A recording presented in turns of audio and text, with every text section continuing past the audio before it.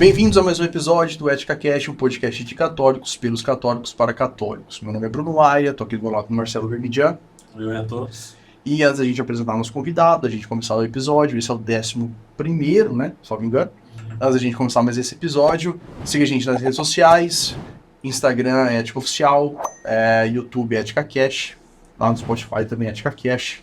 Isso é muito importante pra gente fortalecer a página, essa corrente católica que a gente vem fazendo. Beleza? Hoje nós vamos entrevistar Nada mais, nada menos, que aqui tá vários nada mais, nada menos, né, cara? Então, assim, Hector, o padre Daí, Naor, enfim, uma galera que eu nem acreditava que viriam ao podcast. Inclusive, o Frei que tá aqui, ele comentou uma coisa que eu achei engraçada. Ele falou, pô, vocês entrevistaram o Dom Dimas, né? É verdade. Pô, o Dom Dimas aceitou, então, né? Mas hoje nós vamos entrevistar o Frei João Francisco Neto. Fiz essas anotações aqui para eu saber. Ele é pároco da paróquia São Francisco. Ele é formado em filosofia pelo CDB e teologia pela Petrópolis, em Rio de Janeiro. Né? Em Petrópolis, Rio de Janeiro. E o Frei João, ele é o pároco, né, como eu já disse, da São Francisco. Ele é franciscano, né? Menor, acabou de falar para mim. E ele vai falar várias concepções da vida dele, e também, principalmente, da Ordem Franciscana e São Francisco, né? Que eu mesmo tenho muita curiosidade, e nada mais do que uma pessoa desse gabarito para falar com a gente. Inclusive, mais uma vez falando isso, é por isso que a gente faz o podcast, né, cara? Porque a gente não sabe nada. A gente tem que chamar pessoas que saibam, entendeu? É verdade. E a gente aprende com isso aqui, a gente vai se engrandecendo também e evoluindo em virtudes. Passa vergonha, Passa vergonha, Marcelo vai pagar o almoço, isso aí. Verdade.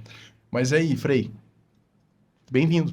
Obrigado, muito obrigado pelo convite. Em primeiro lugar, eu fico até com vergonha, porque só pessoas de alto gabarito vieram aqui, né? O senhor é uma delas. Eu sou matuto, dizer para você de tudo, né? Corri atrás de calango lá no Nordeste, então... Legal. É estilo franciscano, né? Estilo Mas franciscano. assim, muito obrigado, de fato, pelo convite. Não, a gente agradece, Frei, de verdade, até porque a gente sabe que o sim para vir aqui envolve diversas dificuldades, né? Vocês têm seus afazeres, a sua vida, como, inclusive o senhor é pároco, né? Uma responsabilidade muito grande, ter seu rebanho, e a gente agradece muito mesmo você ter vindo aqui. A gente pede desculpa pelo atraso, a gente atrasou um pouco, pede desculpa pelo atraso, o senhor já está aqui há um tempo, e muito obrigado mesmo. E Frei, para começar, a gente gosta de saber um pouco da vida, cara. Quem é você? Melhor coisa começar do começo. Começar do começo, começar do começo. Quem é você? Da onde que veio a sua vocação? E, enfim. Eu sou nordestino, né? Sou nordestino no jeito de falar, sou nordestino no jeito de pensar, sou nordestino no jeito de comer. Uhum. Vocês comem bem lá, hein? Come bem. Sou nordestino no jeito de pregar, né? E sou franciscano nesse estilo, né? Eu devo a minha vocação, isso eu falo sempre, né? A minha mãe.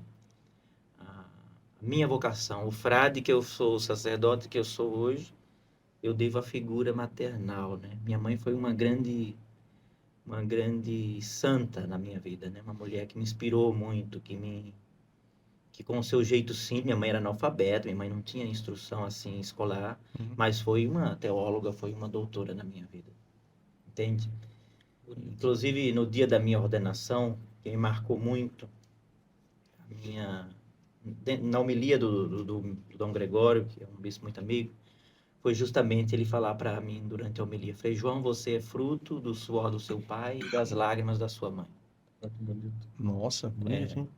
Então aquilo ali foi uma coisa muito... Porque Dom Gregório é muito amigo meu, a gente sempre se conversava, tudo.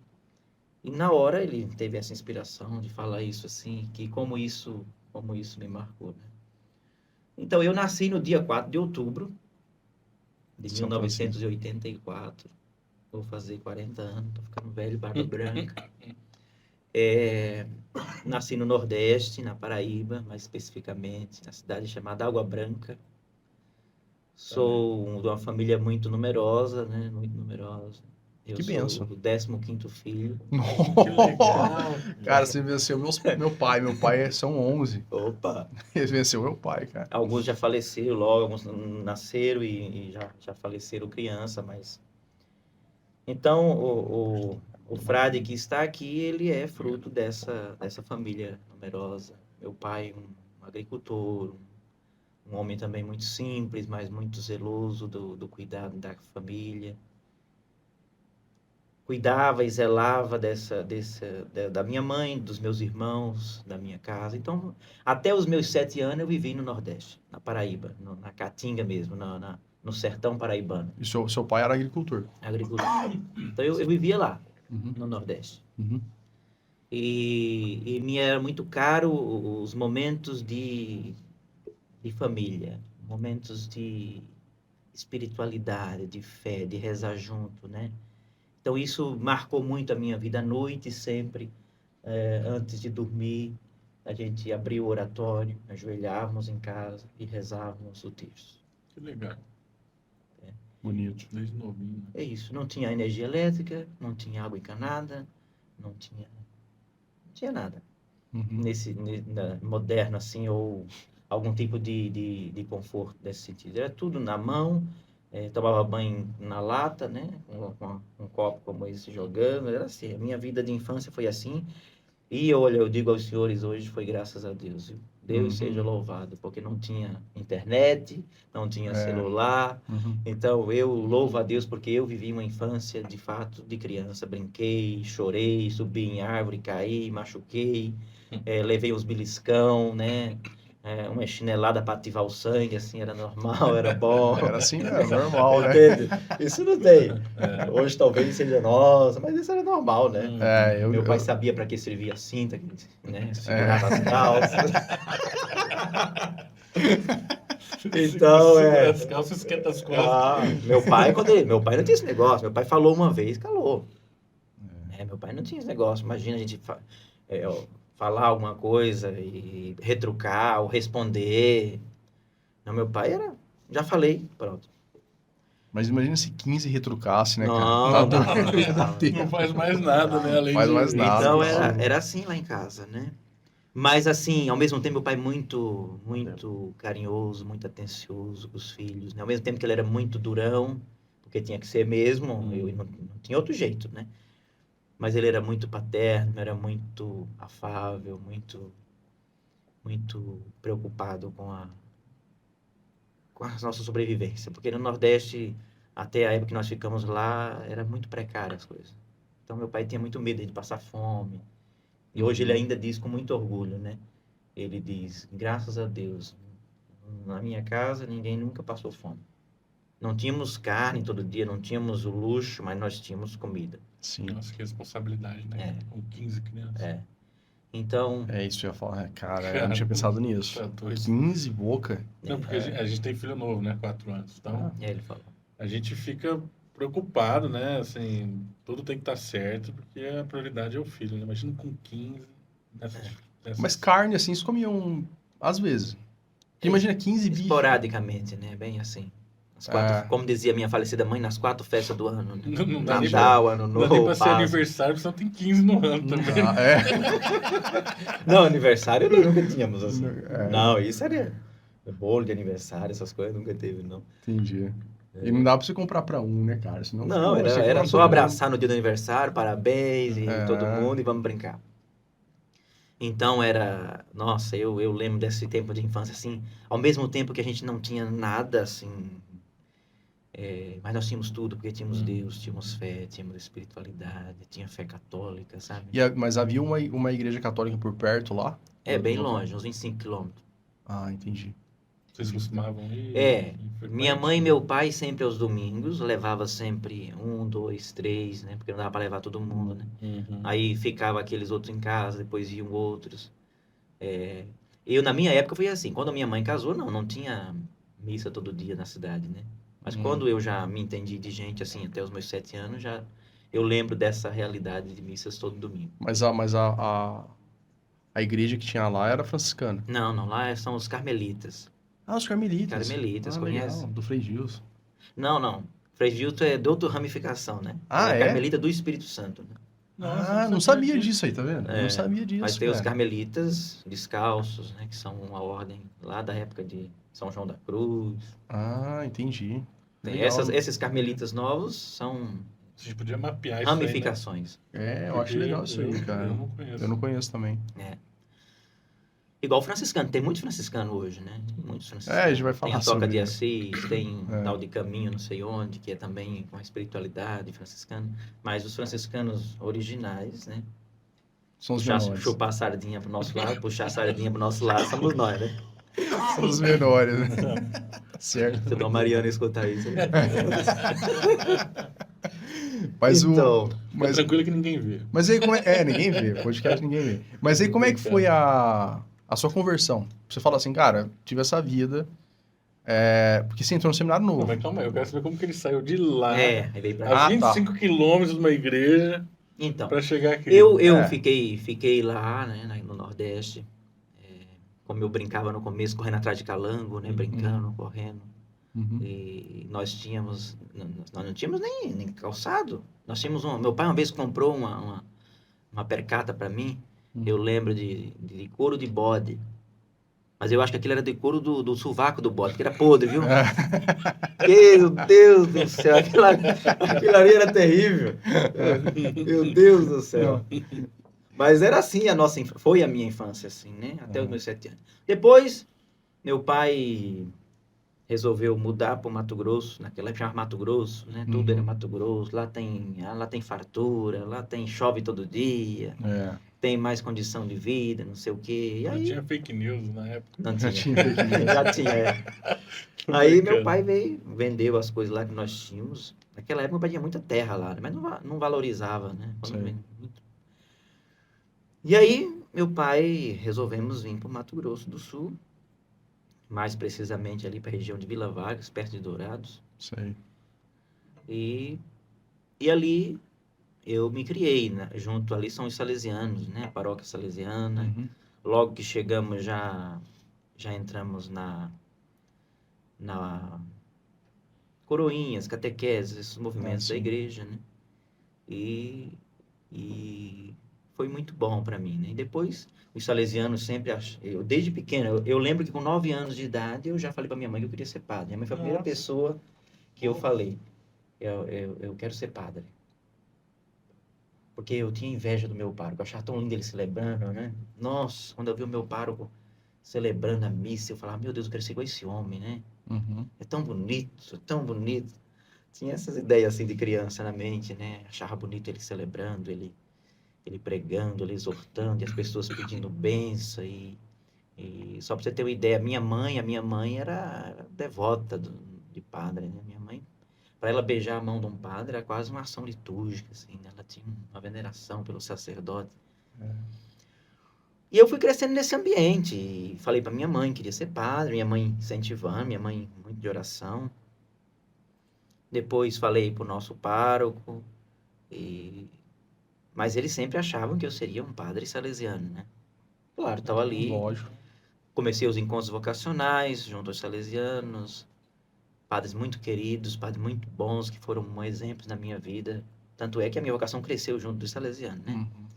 Padre Mário Panzieira, não sei se vocês conheceram, foi pároco da São José há muito tempo.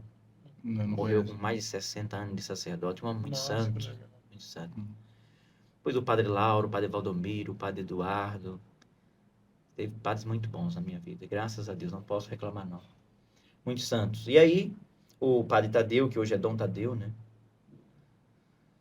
E daí, eu tinha na mente já uma ideia de sacerdote, né? Uhum.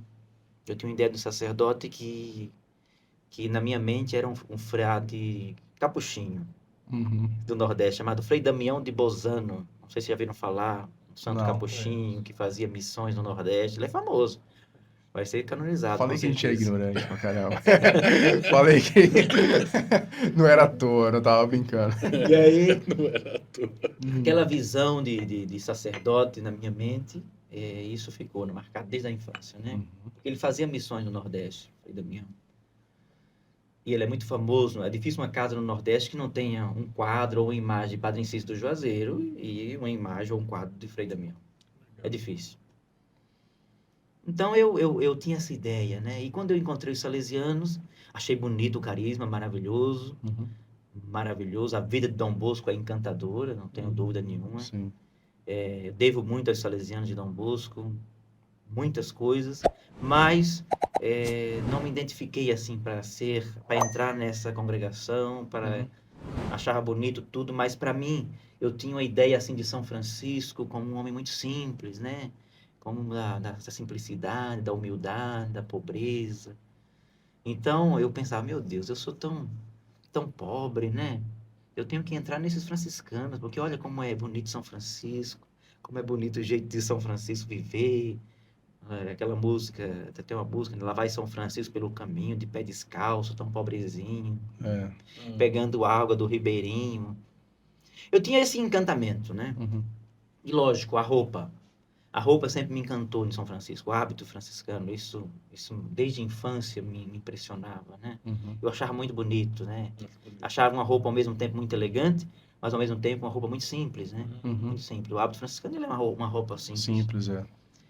Você entra em qualquer lugar, você fala com o governador, você fala você vai no hospital, estamos aqui, estou no atacadão, vamos almoçar daqui a pouco. E aí, entende? É verdade. É uma roupa muito simples, entra em qualquer lugar, está sempre na moda, não precisa estar trocando de roupa, então isso me era muito Marcelo caro. usa só roupa Eu só preta. uso essa roupa. É Entendi. verdade. Ele tem um negócio meio assim, não posso trocar de roupa, porque já facilita o dia a dia, né? Ah, Ele já pegar a camisa, ele tem umas 10 dessas aí. 10, tem mais dessa. É. Quando chega lá, primeira dobrada, já põe, pé ó. preto, É. pronto. Porque eu me arrumo é rápido.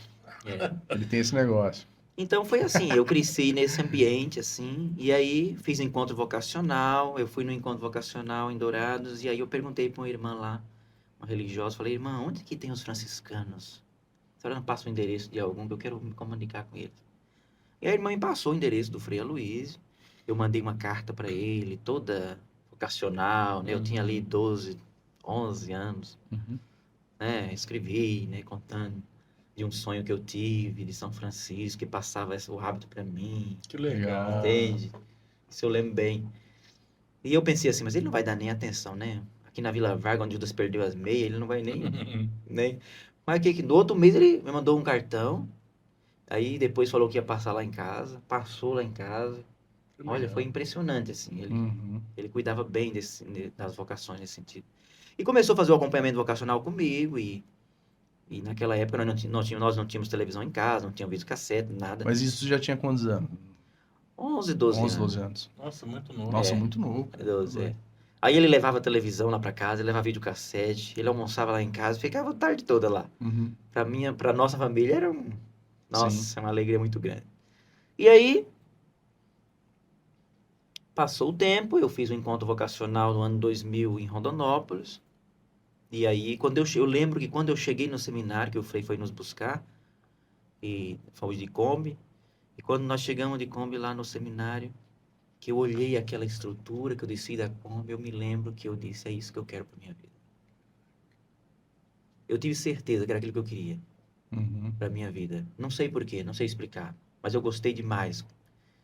Quando eu vi o prédio, eu falei, é isso que eu quero para mim.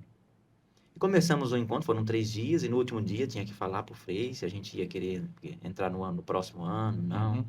E eu falei, não, eu quero vir para cá. E o Frei ainda perguntou, mas você não vai para os salesianos? Você foi uns 3, 4 anos acompanhado por eles? Eu falei, não, eu quero entrar aqui, nos franciscanos. Pronto. Cheguei em casa, tive que falar pro padre que acompanhava, o padre Lauro. Ele ficou, até hoje ele fala que eu sou traíra. Mas eu imagino, ele fala assim, pô, acompanhei tanto esse moleque, cara, ele vai se bandear pra outra ordem. Até hoje ele fala. Quando ele me encontra, ele tá aqui, né? Aí quando ele encontra comigo, ele fala, seu traíra. Mas é assim, a vida da gente, Deus é quem sabe. A gente não sabe nada, né? E aí entrei no seminário no ano 2001. Foi um tempo muito bom, muito importante na minha caminhada, que tive boas formações. Foram 3 anos de aspirantado, Uhum. lá em Rondonópolis. Depois eu fiz um ano de postulantado aqui em Campo Grande, perto ali do Nova Lima, na Nacha. E depois fiz o noviciado, no ano 2005. O noviciado é onde você recebe o hábito franciscano, você é chamado de frei a primeira vez, você vai ter a sua cela, né? O franciscano não tem quarto, tem cela. É assim que São Francisco chamava nosso É? quarto. Não sabia disso, Mas é um Achei que quarto. É um quarto Achei que bem... era uma piada interna, sabe? Entendi. É verdade O mesmo. franciscano tem cela. Entendi. Então, vivíamos no noviciado, um ano muito santo, um ano muito abençoado, um ano cheio de uma espiritualidade, né? Muito bom. Foi um ano, realmente, a gente chama ano da graça, né? É um ano canônico, a gente não tem férias, não tem ligação de telefone, Sim. não tem... só pode mandar... Na minha época era assim, né? Mandar carta uma vez ao mês, acho que era, nem lembro direito. Você sente falta de alguma coisa durante esse período? Não, não, não. É muito intensa a vida do noviciado, né? É. Tem muito trabalho manual, tem muita vida de oração, né? Dorme cedo, acorda cedo. Então Nem lembro, nem assim, não dá lembra, tempo. não. E tem outra coisa, você tem aquele desejo, aquela vontade que eu acho que é maior do que Nossa, tudo, né? Sim. E aí, quando termina aquele ano, o mestre da etapa aprova ou não os seus votos religiosos. No meu caso, foi aprovado. Aí, no dia 3 de janeiro de 2006, eu fiz os primeiros votos, que é os votos de pobreza, castidade e obediência. Uhum. Aí fui trabalhar na pastoral vocacional, saindo de lá.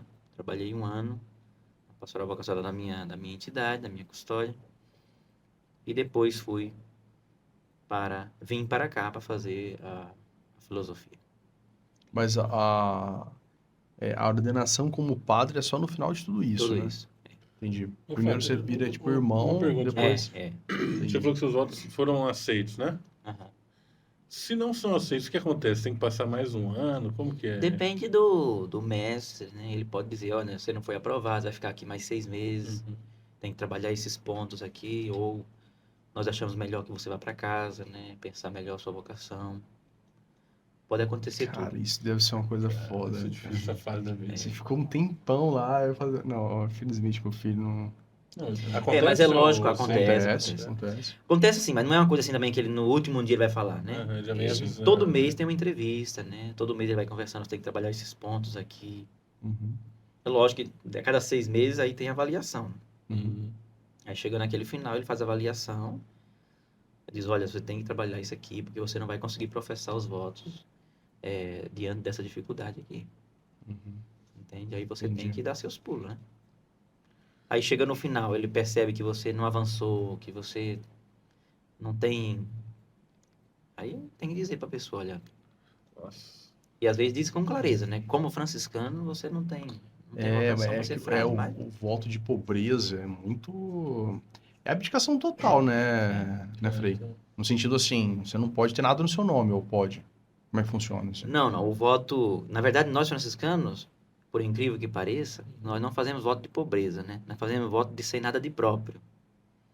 Entende? Quando a gente vai professar nas mãos do superior, a gente diz, faço voto de viver em obediência, sem nada de próprio e em castidade. Sem nada de próprio no sentido assim, nada no meu nome. Nada no nome, nada no nome, nada é meu, né? Entendi. Nada é meu. Coisa, Mas cara. existe uma voto de pobreza? Os salesianos Salesianos, fazem voto voto de de pobreza. Os Tem alguma diferença? carmelitas. Assim, é que eu Não, diferença não sei se tem, mas assim, é mais para São Francisco era mais radical falar que nós não teríamos entendi, nada de próprio Entendi. do Uma que abdicação total, É, assim. é. Nada é meu nesse mundo. É. Isso. Que loucura, né, cara? Legal. Não, eu ouço uma história dessa e falo, nossa, a gente tá tão longe das coisas da santidade, assim, né? Das virtudes, cara, no dia a dia, sabe? É. A gente fica muito apegado às coisas daqui, né? Tipo, até mesmo essa Nossa. preocupação com os filhos e tal. Eu, por exemplo, a gente discute bastante isso, né? Pai novo também. Mas às vezes eu acabo trabalhando demais, assim, chego tarde em casa, muita coisa pra fazer, enfim. E aí eu acabo vendo um pouco meu filho. Aí o Bruno, velho, você tem que ver mais sua família, você tem que... Eu sempre cobro isso do Marcelo, cara, foda. Só que assim, Por aí. ao mesmo Eu tempo... vou fingir que eu vou tomar café também. E assim, mas parte disso é essa preocupação terrena, assim, também, né? Tipo assim, tem que estar bem, meu filho tem que estar bem, minha família tem que estar bem. Então... É porque, na verdade, cara, existe uma... O homem, acho que o homem moderno, ele vive um dilema muito grande, cara. Um dilema muito grande. E não é... Na verdade, é mais embutido isso do que... paternidade, né? É a paternidade, porque é o seguinte, cara, você fica naquela assim... Tá bom. Você é cobrado provendo e não provendo. Né, cara?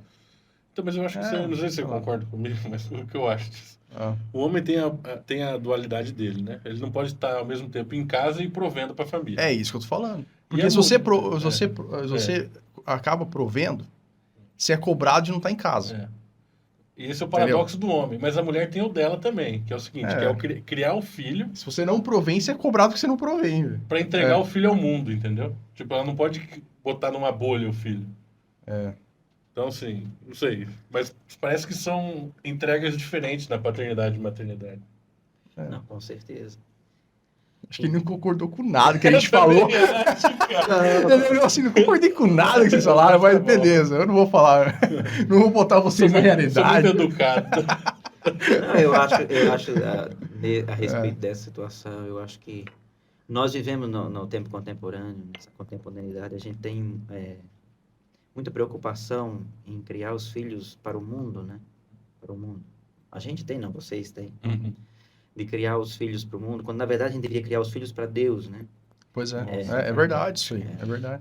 E então a preocupação é justamente dar tudo para os filhos, dar tudo, eles têm que ter tudo que eu não tive na minha infância. Eu tenho que ter. Eu fui numa palestra, desculpa interromper, eu fui Sim. numa palestra do Felipe Neri, não sei se Professor Felipe, né? o senhor Sim, conhece. sim. E, cara, ele fala justamente isso aí. O foco de ensino dele é essa daí. É você criar seu filho na virtude. Entendeu? É criar seu filho para Deus mesmo e etc. Que é uma tarefa muito difícil. E é interessante o papel dele, que ele meio que assim, todo problema que o filho tem, ele meio que vê como se fosse um pecado. Ele não vê como um defeito a se corrigir necessariamente. Ele vê assim, não, cara, ele tá fazendo isso porque é um pecado e você tem que ensinar essa virtude. Então, para cada ato do filho, ele fala, ó, essa virtude tem que ser passada, entendeu? É bem interessante, cara, o lance dele, assim. Tipo, ele fez um estudo bem profundo dos pecados, deu a entender. Eu não conheço ele tão bem, assim, eu vejo vídeo, mas a primeira vez que eu vi ele foi nessa palestra. E ele fez um estudo bem profundo sobre o pecado e como você tem que criar seu filho na virtude para você combater o pecado, diferente desse pensamento mundano de ensino que a gente vê. Tipo, você é um defeito que tem, tá te respondendo por causa disso, daquilo, enfim. Ele vê tudo como grandes pecados e virtudes que você tem que ir colocando, sabe?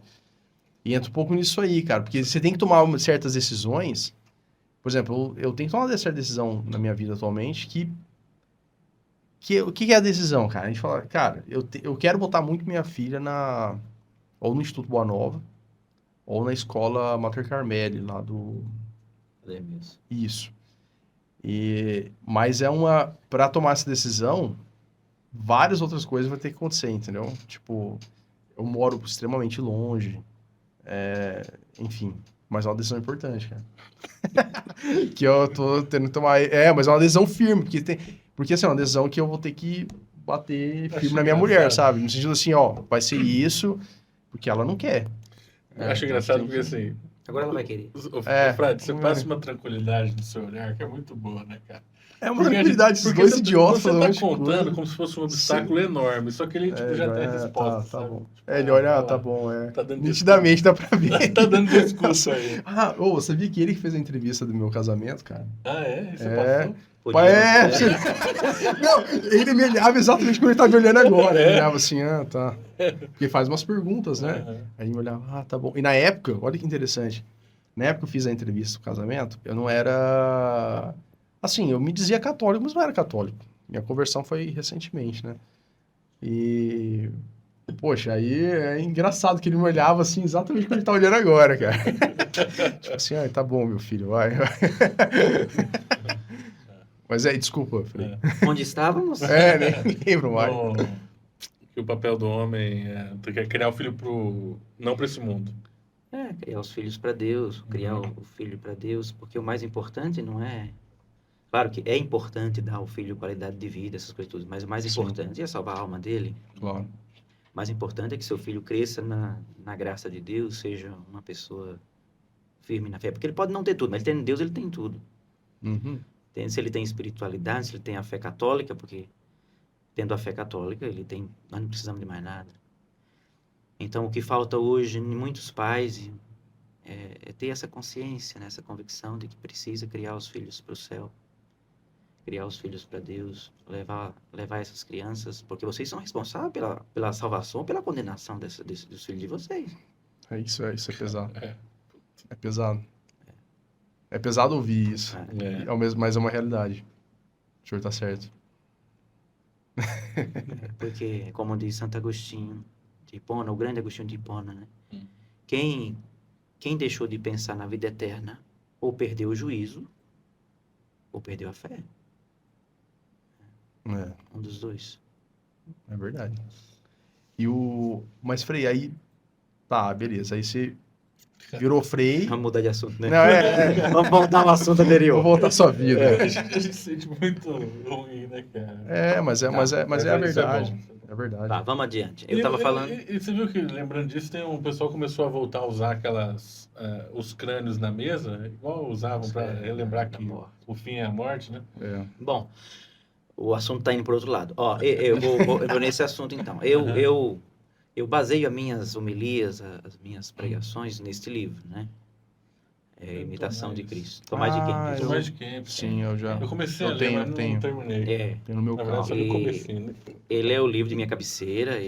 Onde viajo, sempre levo ele. E as minhas homilias, as minhas pregações, eu sempre faço questão de falar, de citar alguma coisa que meditei durante a semana. Porque eu leio toda noite antes de dormir. E aí nós nos deparamos com essa realidade da finitude, né? Que é o fim último, né? Que é nosso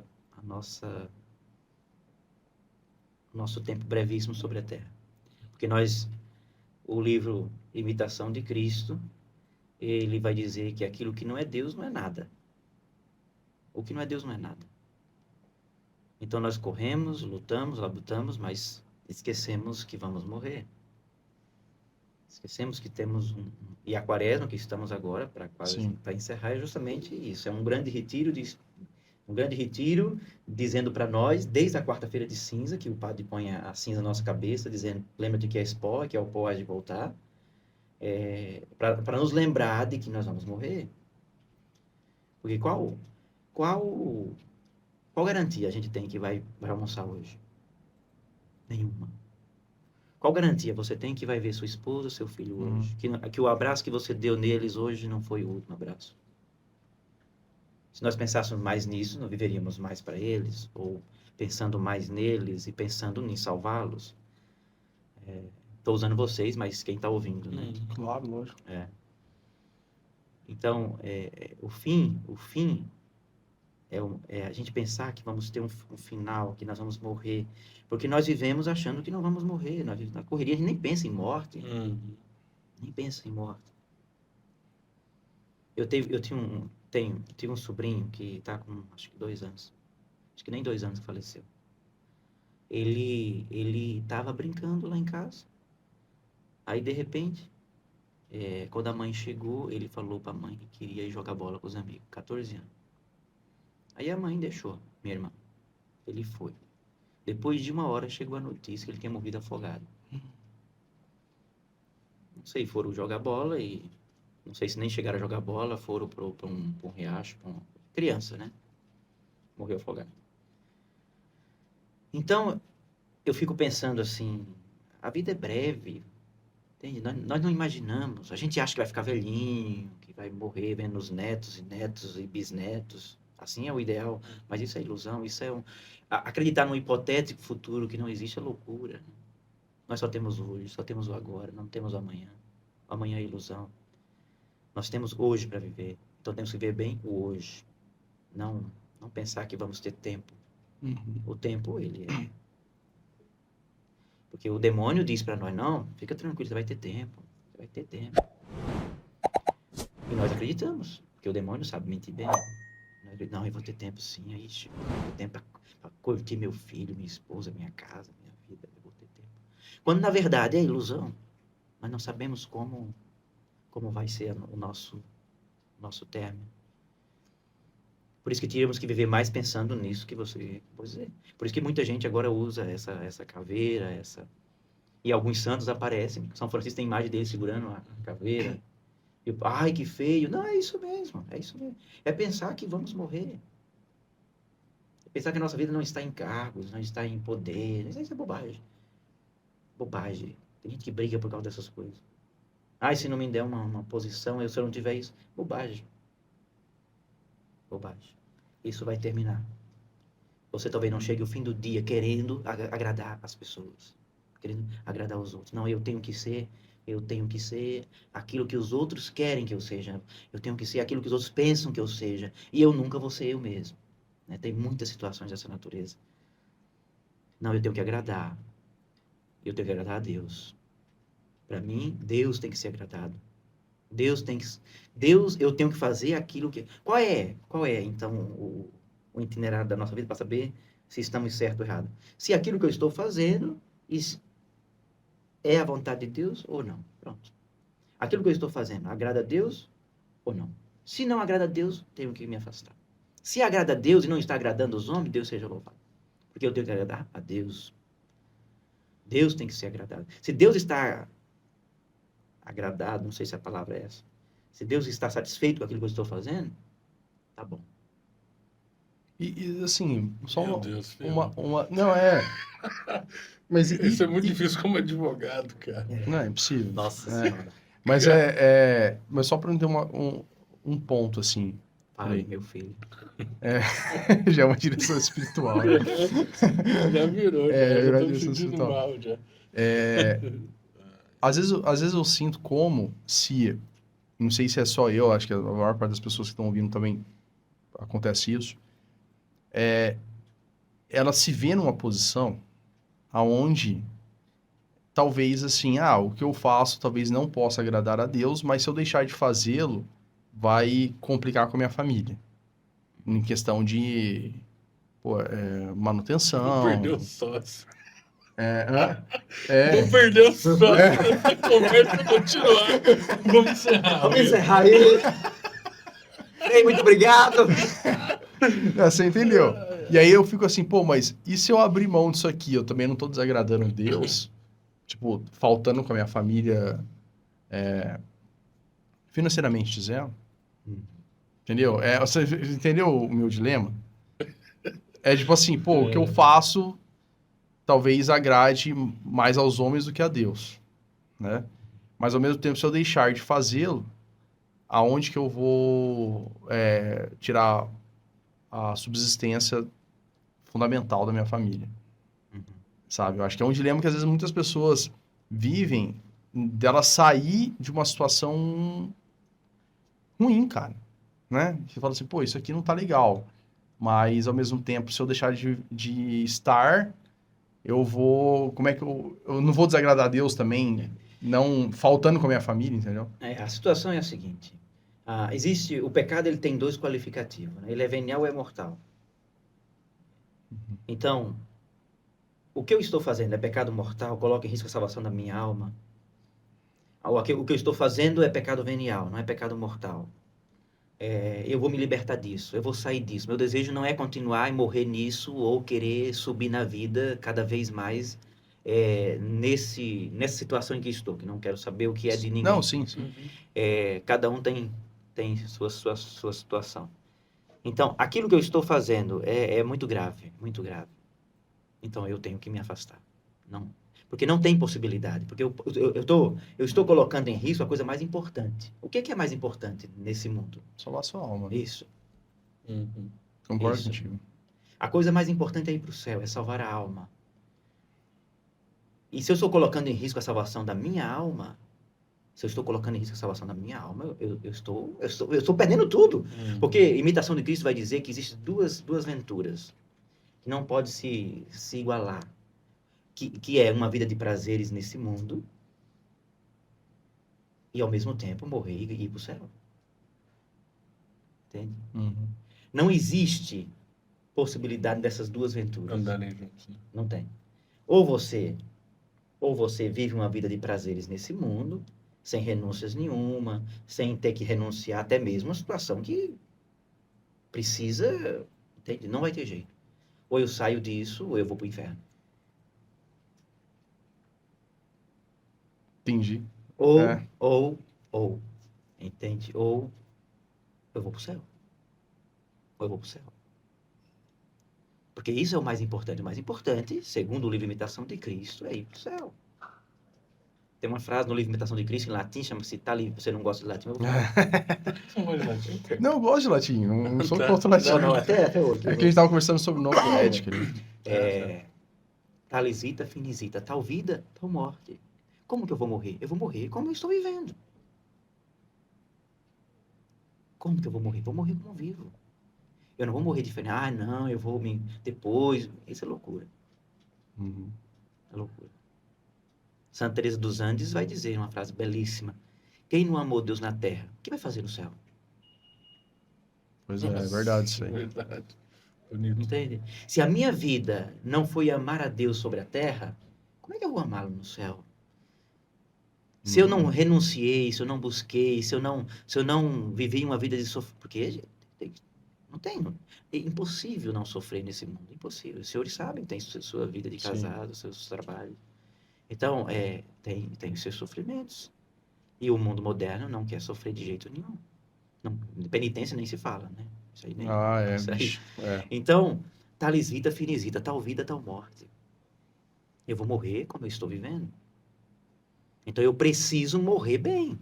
Eu preciso buscar renunciar àquilo que está atrapalhando. Tem coisas que não dá para mim. Agora, no momento, Frei, eu não consigo deixar essa situação, esse trabalho. Eu acompanho pessoas, acompanho situações.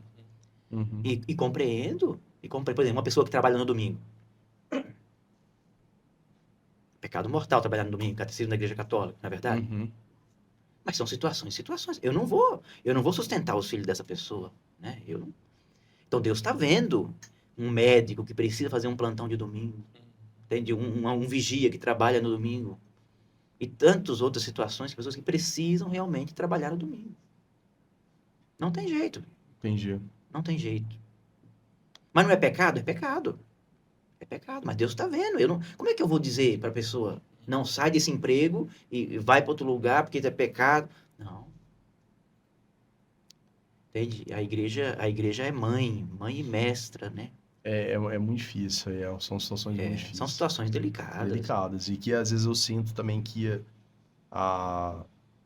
não é uma conta matemática, né? Tipo, 2 mais 2 igual a 4.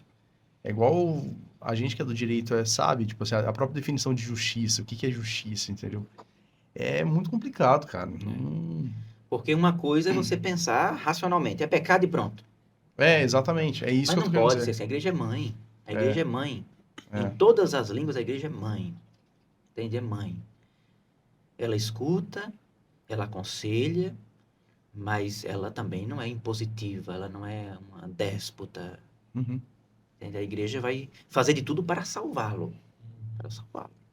Não para perdê-lo. Não, o senhor tá certo, eu entendi.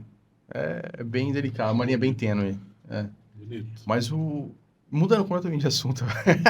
Diga. Que eu tenho uma curiosidade para saber, cara, até falei com ele um pouco antes aqui no bastidores, a respeito Eu acho que você vai falar daquele assunto das 3 horas. Poderíamos terminar a minha história? Claro, vamos.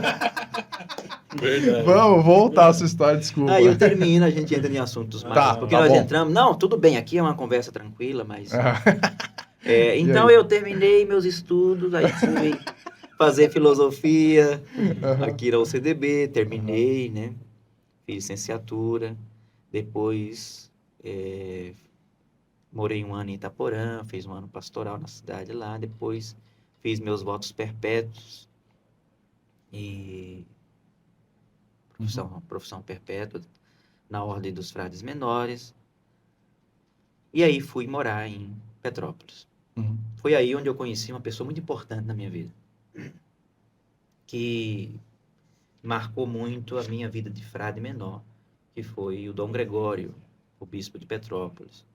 Quando eu cheguei lá, ele estava chegando também, né? Uhum. E para mim foi assim, primeira vez que já... Ele é nordestino, hoje ele é bispo, arcebispo de Fortaleza, mas marcou muito a minha vida. O jeito, assim, quando ele me viu a primeira vez, parecia que já me conhecia há muito tempo, né? Ficamos amigos, e um pai mesmo, um pai. Ele já se preocupava muito antes de eu ser padre comigo, né? Depois que eu fiquei padre, nossa, ele me liga, às vezes passa um mês sem me ligar, assim, mas ele pede desculpa na correria, agora muito mais na Arquidiocese de Fortaleza, tem muitas preocupações, mas assim, me orienta, me mostra, me dá uns puxa-ranco na orelha também, algumas coisas, quando eu falo para ele, ele fala, não, não é por aí, Frei, não é por aí não, não faz assim, não é assim. Então, assim, mais uma figura que marcou muito a minha vida. Depois de Petrópolis, eu vim morar em Campo Grande, 2015, e ele veio me ordenar padre. Fui ordenado padre na Catedral de Dourados, no dia 20 de setembro de 2015. Basicamente, 15 anos depois que entrei no seminário. E de lá para cá, sempre morei aqui em Campo Grande, né? Fiquei vigário paroquial 3 anos, depois fiquei pároco,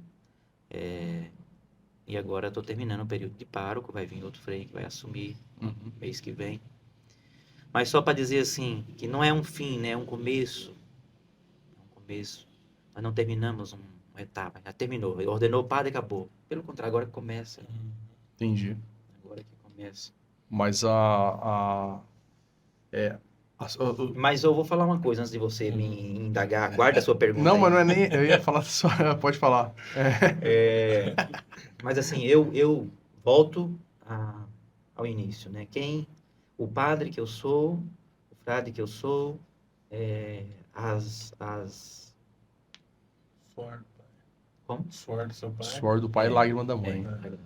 Bonito. Muito bonito isso aí. Bonito, né? Eu sou o filho do seu Zé Paraíba e da Dona Maria das Neves. Eu sou isso, e eu não nego isso. Eu sou aquilo e a minha vida radical que eu levo, a minha vida, eu devo ao meu pai e à minha mãe. Entende? Para mim é honrar minha mãe, ser quem eu sou. Se eu não for quem eu sou, eu não estarei honrando meu pai e minha mãe. Entende? Para ver um senhor de quase 80 anos, agora vai fazer o ano que vem 80 anos, meu pai, vê-lo de cabelos brancos, que quando eu chego em casa ele beija minha mão e diz, meu filho, você é a maior alegria do meu coração. Nossa, coisa Que bonita. coisa linda. Entende? Você é a maior felicidade que eu tive. Eu sou o homem mais rico daqui da Vila Vargas, meu pai disse. Aí, lógico, eu pergunto por quê, né? Só para ver ele falar. Porque eu tenho um filho padre. Né? Porque eu tenho um filho padre. Mas dos 15, o senhor foi o único que virou padre. Uma irmã entrou para ser freira, mas depois saiu. Entendi. Mas pro meu pai, a alegria do coração dele é esse filho padre, né? Então eu não posso ser diferente, né? Eu não posso, eu não consigo ser, eu não dou conta de ser um padre, um frade que queira agradar, seja quem quer que seja, desde superiores a inferiores, né? Posso mudar? Claro, o ser humano está em mudança constante, mas no momento não tenho esse desejo, não. E sou muito, muito feliz naquilo que sou. Porque eu aprendi muito. Minha mãe foi uma grande mestra da minha vida. Minha mãe me ensinou muito com a sua simplicidade, com o seu jeito simples, modesto de falar, mas me ensinou valores assim que eu levarei para a vida. Nossa, muito bonito. Até porque esse laço materno, ele é fundamental, né, cara? Família. Pra você, até pra... Foi um guia pro senhor. Não, hoje eu digo sempre, até nas homilias eu digo, eu sou quem eu sou por causa das lágrimas da minha mãe e do suor do meu pai, entende? Eu não consigo ser diferente, entende? As pessoas me acham muito, esses rótulos que colocam, né? Conservador, tradicionalista, tradicional. Eu não sou nada disso, sou católico, eu sou filho do seu José Paraíba, da Dona Maria das Neves, tenho orgulho de ser quem sou feliz como sou, não tento agradar ninguém. Se alguém gosta de mim do jeito que eu sou, Deus seja louvado. Se não gosta, tá bom também. Tá bom. Muito obrigado, porque eu vou prestar conta a Deus. É. Entende? Está lá no capítulo, está em 2 Coríntios, 1 Coríntios, capítulo 5, versículo 10. Todos nós vamos nos apresentar diante do tribunal de Deus para prestar conta daquilo que fizemos nesse corpo. É. Então eu penso muito na finitude. E como padre, ainda mais, porque me foi confiado almas. E eu não brinco de ser padre, né? Eu não brinco de ser padre, eu não brinco com aquilo que foi me confiado. Eu sei que se eu não levar as almas para o céu, elas se perderão e vão para o inferno. E só tem um jeito de levá-los para o céu, é falando a verdade. Mesmo que a verdade seja bem dura, seja dura. difícil. É. Mesmo que o padre precise de vez em quando dar uns tapas no ambão. O Marcelo já tá murchado assim já aqui, ó. Não, eu acho bom demais. Não, tem que ser assim. Então, para mim, é de suma importância levar a sério o meu ministério, né? Ah, o senhor é santo. Sou nada, sou pecador, sou miserável. Vai morar comigo, você vai ver se eu sou santo. Pergunta para os meus irmãos, sou uma porcaria. É verdade. Mas eu levo a sério aquilo que me foi confiado. Entende? Me foi confiado almas e eu tenho que levar essas almas para o céu. E é tão belo, é tão maravilhoso quando termina uma missa ou quando, antes de entrar na igreja, você vê um casal, uma família inteira que chega, Frei, o senhor pode chegar no céu e dizer, o senhor salvou quatro famílias, quatro almas lá em casa. Não tem coisa mais gratificante no mundo do que você ouvir. Não tem coisa mais linda do que você tá entrando na procissão de entrada e vem uma criança, abraça as suas pernas, tudo cheio de paramento, e a criança abraça, pede bênção e não tem medo do padre. Ah, isso é Não tem maravilhoso, medo, porque o padre é pai. A criança, por instinto católico, ela sabe que ali tem um pai. Ela nunca faria isso com um pastor evangélico, com todo respeito. Uhum. Porque o pastor evangélico não é pai. Sim. Não é pai. O padre é pai. Porque o padre não tem filhos, o padre tem filhos espirituais. Então, por instinto católico, até os adultos pedem bênção ao padre. Sim. Até os adultos. Bênção. É por instinto, porque aquele homem é um pai. Aquele homem é um pai espiritual. E as crianças, por instinto, elas sabem, vão lá, abraçam o padre, pede bênção. Entende? Isso é nosso. Ninguém tira isso do sacerdote. Não, não tira. Lutero quis tirar, mas não conseguiu. É muito bonito. Não conseguiu. Isso faz parte do sacerdote. O sacerdote é pai. Então, quando ele está exortando no ambão, no púlpito, é como um pai. O pai quer o bem dos filhos e quer levá-los para o céu. Por mais duro que seja o padre, por mais difícil que esteja falando. A gente discorda totalmente, às vezes, do que o padre fala. Eu falo na minha paróquia, o povo... agora pararam de levantar. Vai levantar muita gente, né? Pegava a criancinha assim e saía. Vamos, tesouro, não se misture com essa gentalha. Eu brinco com isso. Mas, assim... Claro que assusta. Nós não estamos preparados para ouvir certas coisas. Porque nós estamos nesse mundo... A gente vai ignorando umas coisas, né? A gente vai ignorando. Daqui a pouco vem alguém que lembra e fala... Então, é verdade. E aí fica em mim sempre isso, né? A paternidade que me foi confiada, no cuidado, no zelo dessas almas para levá-las para o céu. Porque, como você mesmo respondeu, não tem, a coisa mais importante nesse mundo é salvar a sua alma. Nossa. Tá certo. Bom, voltando, então, aí eu me baseei sempre nisso tudo, a minha vida de sacerdote, nessa santa e bendita mulher que foi a minha mãe, que morreu com odor de santidade. Minha mãe, no velório dela, tinha pessoas que vinham falar, olha, a Dona Maria e foi lá em casa, ela me ajudou a limpar a casa, a lavar a roupa, ela cuidou de mim. Tinha coisa que as pessoas iam falando da minha mãe que nós não sabíamos nunca, que ela fazia escondido. Foi uma coisa assim impressionante. No velório da minha mãe, vinha pessoas chorando e dizendo isso, né? Olha, nós ajudamos, ela me ajudou, a Dona Maria ia lá em casa, quando eu fiquei de dieta, ela cuidou, ela limpava a casa, ela fazia comida para mim, ela lavava a nossa roupa. Eu falava, meu Deus, mas eu não... Nunca rolou isso pra vocês? Nunca falou isso pra nós, nunca. Era uma coisa impressionante. E ao mesmo tempo uma mulher de muita fé. Minha mãe levantava de madrugada para rezar o ofício de Nossa Senhora. Lá em casa não tinha forro na casa, então a gente ouvia ela cantando. Agora, lábios meus, dizer e anunciar os grandes louvores da Virgem Mãe de Deus.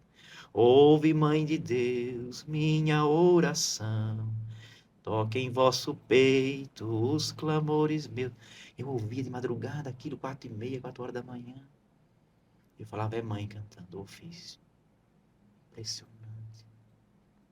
E a maior ar de autoridade que uma pessoa pode passar não é o que ela fala dela mesma, mas é o que os outros falam da pessoa. É impressionante. Então aquilo foi marcando muito a minha vida, sabe? Muito a minha vida. Marcou a piedade da minha mãe, a devoção da minha mãe, mas ao mesmo tempo a firmeza quando tinha que chamar a atenção, quando tinha que ser mãe. Porque a mãe não só, ela tem que ter ternura e vigor junto, né? O pai também, lógico. Mas o pai, geralmente, é como vocês, fica mais afastado de casa. A mãe talvez tenha mais presença com os filhos. Hoje não, porque as mulheres todas trabalham também fora. Uma grande maioria. Mas o filho, por natureza, por uma questão de... Não sei dizer a palavra, mas uma questão de proximidade. Ela, 9 meses no ventre da mãe, né? Ah, não, é totalmente. Entende? Totalmente. É lógico que o filho é mais próximo da mãe. É lógico. Totalmente. Tanto é que lá em casa, quando a gente queria alguma coisa, a gente falava, mãe, fala pro pai, pede pro pai isso. É normal. É verdade. Normal. Entende? O filho tem mais proximidade com a mãe. O pai pode fazer de tudo para ganhar, mas o amor maior vai ser sempre pro lado da mãe. Não, e a conduta também, a definição da conduta é a mãe que faz, cara. Por exemplo, a minha filha vai fazer alguma coisa assim, eu falo, o que sua mãe falou? Aí ela, eu falei, então vai, então pode fazer. Entendeu? Porque, tipo, não dá, cara, porque a conduta é dela. Ela que vai definir a conduta, eu já tenho isso em mente. Já. O Joaquim acorda e fala, mãe! Aí eu falo, o pai tá aqui, ele, mãe! Nem aí pra mim, né? É assim mesmo. Então, eu penso que essa família que eu tive me fez ser o padre que eu sou. Né? E eu me orgulho disso. Me orgulho disso.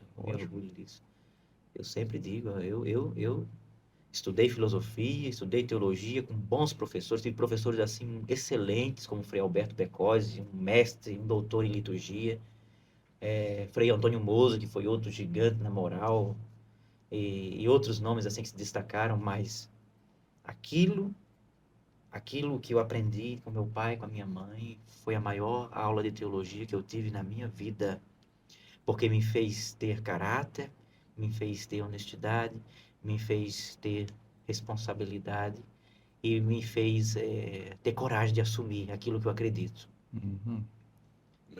Assumir. Eu sei que eu sou tido por uns, por outros, com esses rótulos assim, mas eu não me importo com isso. Eu importo o que Mas botam que Deus sabe. essas rotulações, assim? Bota. É de verdade, de coração, não conhecia isso aí. Mas como assim? Que o senhor é conservador? Ah, o senhor que é aquele, André. Existe, né? Pessoas que, por causa do jeito de eu celebrar, o jeito que eu conduzo a paróquia, o jeito que eu me visto para celebrar, entende? A paróquia é conduzida assim, sem palmas, é conduzida sem teatro, entendi. Entende? É uma liturgia mais... Entendi, mais tradicional. Tradicional, pode usar a expressão que quiser, né? Entendi. Entende? Aí dizem, não, ele é muito conservador, ele é muito tradicionalista. Tradicionalista é até um erro, porque tradicionalista é aquele que nem aceita o Papa, nem aceita a sua própria ordenação, nem aceita o Concílio Vaticano II. E eu só celebro no rito Paulo VI. Entendi. Entende? Eu não celebro em outro rito. Entendi. Agora quem quer rotular, pode rotular como quiser. Isso é normal, né? Eu não tenho nenhum preconceito nem pós-conceito. Cada um é livre de pensar do outro o que quiser. Exato. Sejamos sinceros. Mas eu não sabia que existia essa rotulação do senhor, não, de verdade. Fala, mas eu não ligo. Eu não ligo para isso. Eu quero saber o que Deus pensa de mim. Eu quero saber, pôr a cabeça no travesseiro e saber que estou com a consciência tranquila nesse sentido. Sim. Eu tive influência da minha mãe, né? As pessoas perguntam, quem que te influenciou? Por que você assim? Mas onde já se viu? Você é franciscano desse jeito? Nunca vi franciscano desse jeito. Fala. Mas é verdade, cara. A maior parte do franciscano é mais... Então eu digo, olha, eu tive uma mãe católica. Eu tive um pai católico. Me ensinou certas coisas que eu não dou conta de não ser assim, né? quando eu escuto, parece que eu tô escutando minha mãe falar no meu ouvido, né? João, o que eu te ensinei? O que eu te falei, né? Porque minha mãe sempre falava isso. Uhum. Como foi que eu te falei? Nordestino, né, minha Uhum. nordestina? Nordestino tem dois tipos de nordestino. Tem um que fala muito e tem um que fala pouco, como é o meu caso, né? Então a minha mãe, a minha Tô mãe era vendo. aquelas que falava pouco, né? Aham. Mas era sempre muito precisa.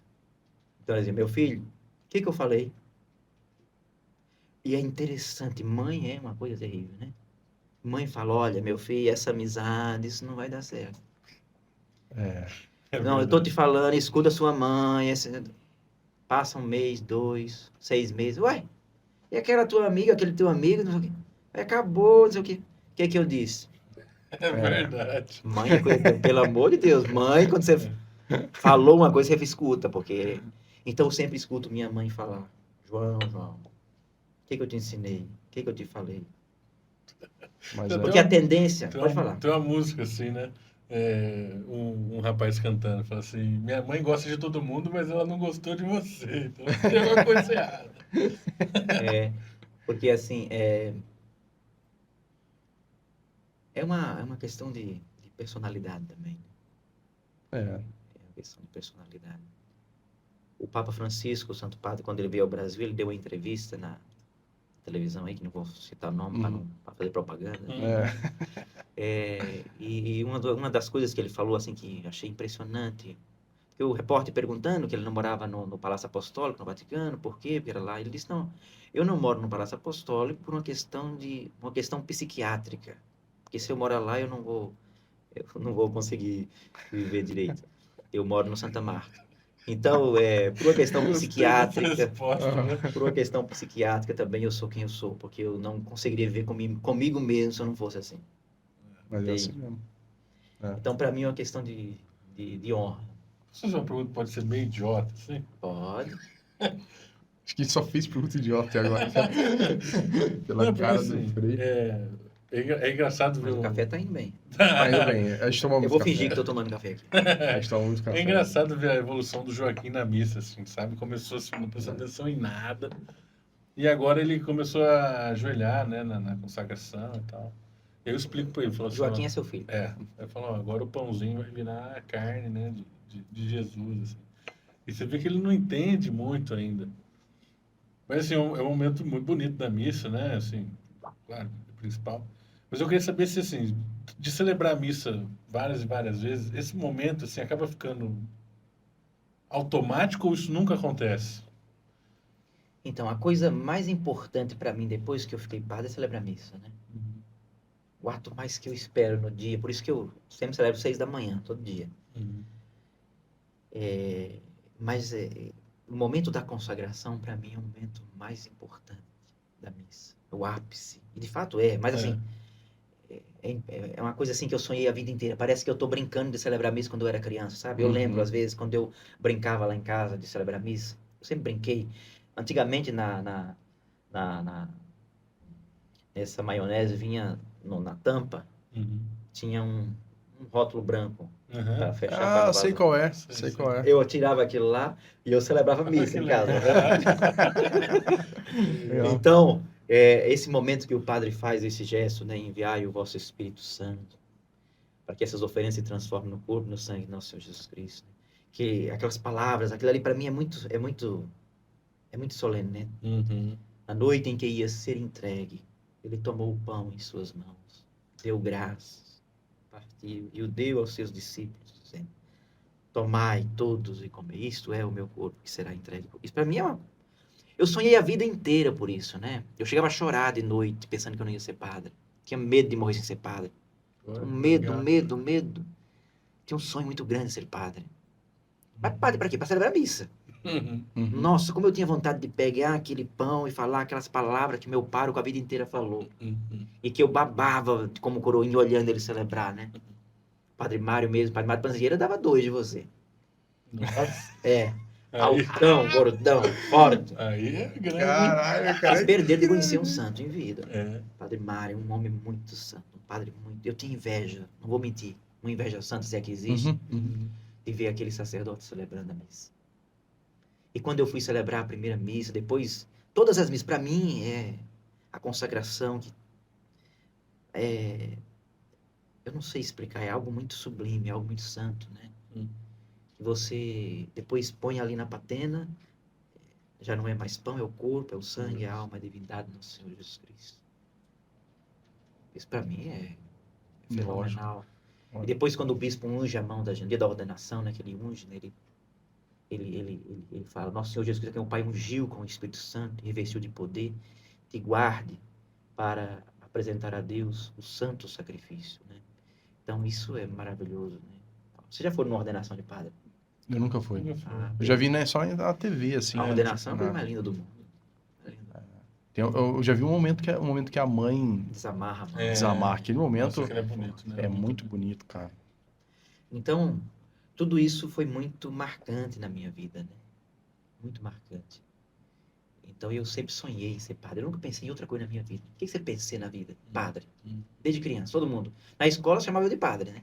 Ah, é? Na escola. Que legal. Olha lá o padre, lá vem o padre. Que legal. Desde criança. Sim. Nunca pensei em desistir. Na minha vida nunca passou pela minha mente. Eu tinha medo, porque meus irmãos brincavam comigo, né? Meu irmão é terrível, irmão é coisa terrível. Meus irmãos, e eu não tive poucos. Meus irmãos brincavam comigo, que eu falava, não, você é besta, você vai casar, você vai ter filho, você vai largar essa bobeira de ser padre, não sei o quê.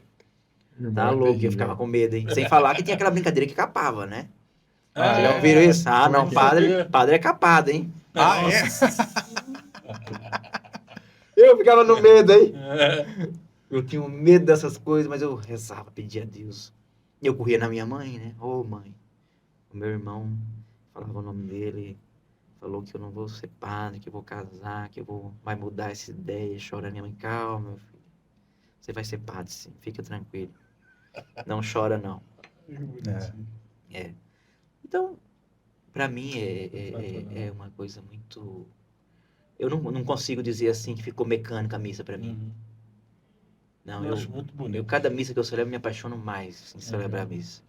Parece que é a assim, primeira. O padre já é uma pessoa que a gente admira, assim, né? É. Eu acho muito bonito o momento que ele se ajoelha fazendo flexão, enfim, na missa. consagração. Você vê ali que, na verdade, quem você admira não é o padre, né? É Jesus. É muito Jesus. bonito, eu acho muito bonito. Aquele momento que abre-se o céu, né? Que os anjos se ajoelham. Que geralmente é quando tá cantando a música. Que, o santo, né? Só me conheço se eu estiver fazendo uma besteira, né, no momento da música, né? Que acontece essa abertura no do momento céu. em que invoca, né? Que a igreja triunfante, a igreja padecente, se une à igreja militante. Nossa, Mas nesse momento, quando começa, aí eu falo, minha filha, tá vendo, filha? Você tá vendo? Olha pra cima os anjos. Aí minha filha, que anjo, papai? Não tô vendo nada, não. Você tá ali, você tem que ver. Eu acho engraçado. Mas, talvez outra pergunta idiota, tá?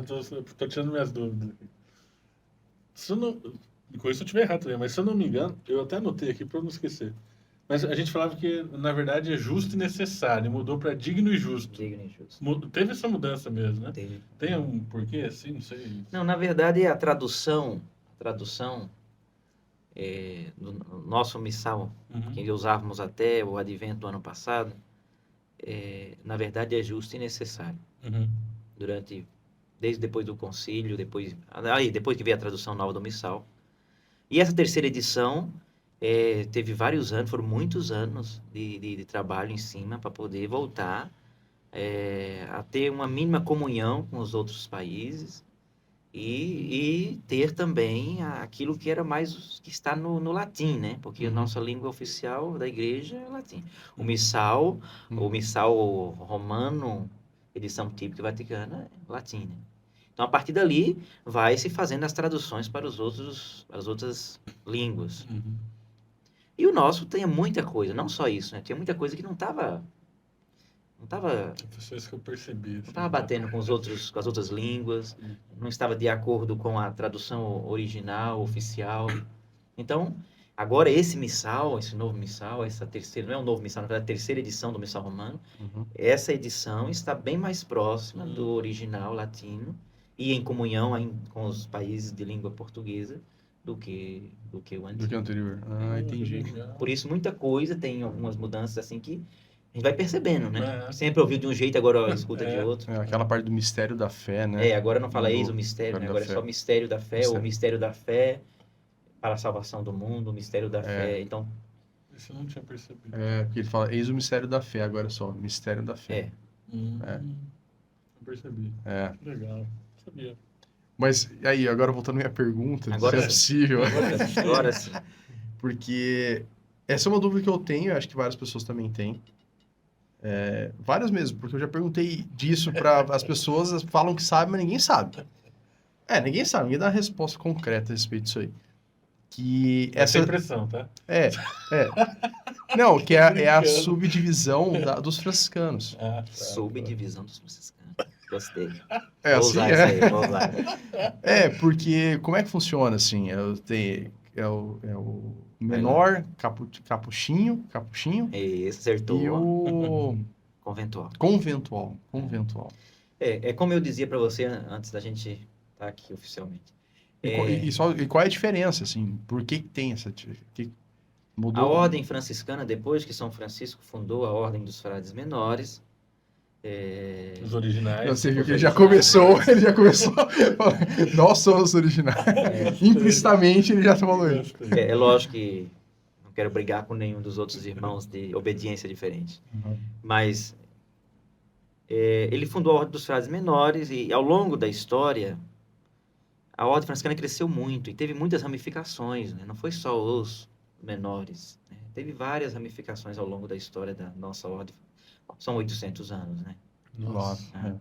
Então, é impossível que não tenha pensamentos diferentes, jeito de viver diferente. Porque uma coisa era quando São Francisco estava vivo, outra coisa é depois da morte dele. Depois vem a instituição, tem que ter uma constituição, aí tem que... da intuição à instituição, tem até um livro sobre isso. Uma coisa foi o intuito de São Francisco, aquele desejo primeiro. Outra coisa você tem que se institucionalizar, né? Então a ordem tem que entrar no esquema da igreja e tudo. Então, ao longo da história, muitas ramificações aconteceram. Teve os capuchinhos, teve os alcantarinos e outras. Teve muitas ramificações da ordem franciscana, mas tudo na mesma regra de São Francisco. Então, teve um papa na época que disse: não, vocês têm que se juntar, não dá para ficar desse jeito, não. Então, em resumo, assim, a história é muito grande, mas em resumo, juntamos nessas 3 obediências, assim, chamadas, né? Você chamou de como? De Subdivisões. subdivisões. É porque pra mim é tudo franciscano.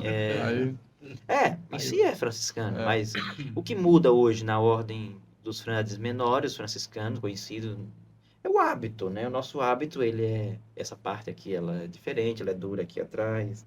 Os capuchinhos, essa parte aqui, ela é grudada no hábito, ela não é solta.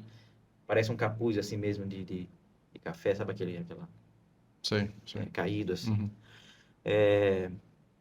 Depois tinha a questão da barba comprida, que eles tinham que ter antigamente. Era obrigatório ter barba comprida, os capuchinhos, né? Padre Pio, né?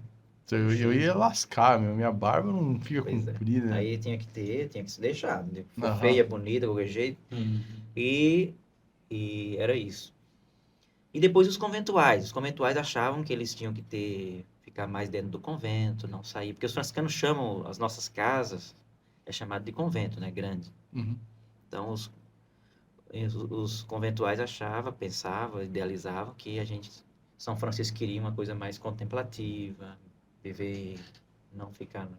Então, no começo, e o hábito deles é cinza, Entendi. os conventuais. Os conventuais tem aqui em Campo Grande? Só Dom Mariano.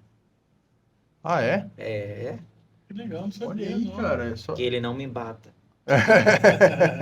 Então, tem os conventuais e os capuchinhos, aqui tem lá na Nossa Senhora de Fátima. Os capuchinhos, E nós ali na 14 de julho, final da 14. Entendi. Os frades menores, conhecidos como franciscanos. Então, na verdade, é só uma questão de interpretação do intuito franciscano. Hoje não tem mais... Qual é a diferença hoje? Sinceramente, pode ser que tenha, eu desconheço. Nesse sentido, eu acho que somos todos muito parecidos em várias questões. A regra é a Uhum. mesma. Claro, cada um tem o seu superior geral, tem Sim. sua vida, mas a regra nossa é a mesma de São Francisco. Uhum. O mesmo fundador, Uhum. Entendi.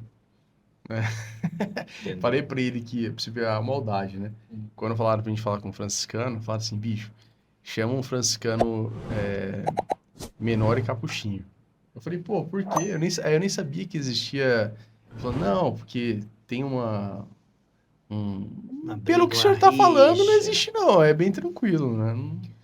Ah, A rixa e tal. Eu falei, cara, os caras é maldoso, né, velho? eu acho que no Brasil é Eu mais falei, pô. tranquilo, né? Eu acho que na Europa talvez tenha mais. É? Ah, entendi. Porque lá é muito assim, dividido.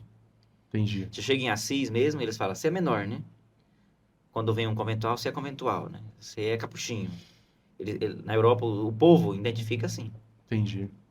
Entendi. Então eu acho que lá talvez É, seja pode mais ser. forte isso. Mas no Brasil não tem isso, não. É. E, e queria também que você falasse um pouco, Frei, sobre São Francisco. São Francisco. Afinal de contas, Afinal de tudo contas, começou né? com ele, né? É. Começou com ele.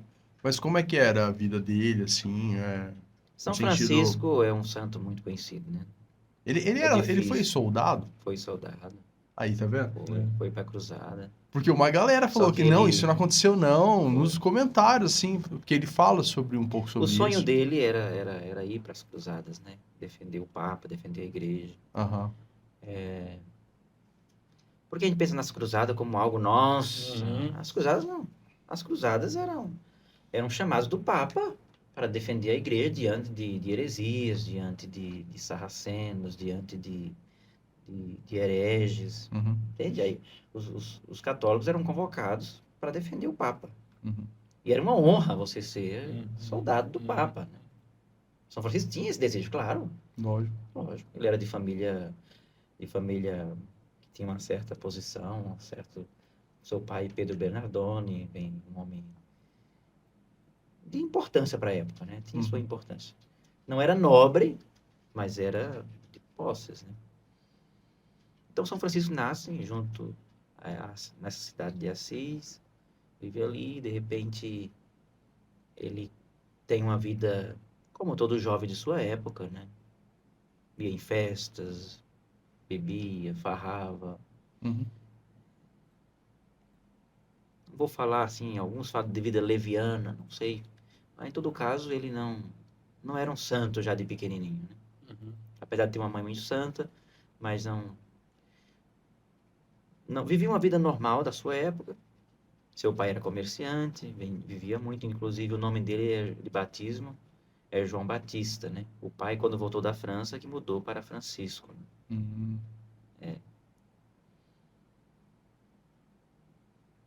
Ele vive nessa época aí, normal. De repente, ele vai para as cruzadas, para defender a igreja. Ele fica doente, não consegue ir, nem chega a ir para as cruzadas, na estrada, no caminho, ele fica doente. Não, estou mentindo. Foi preso. Ele foi preso pelos inimigos.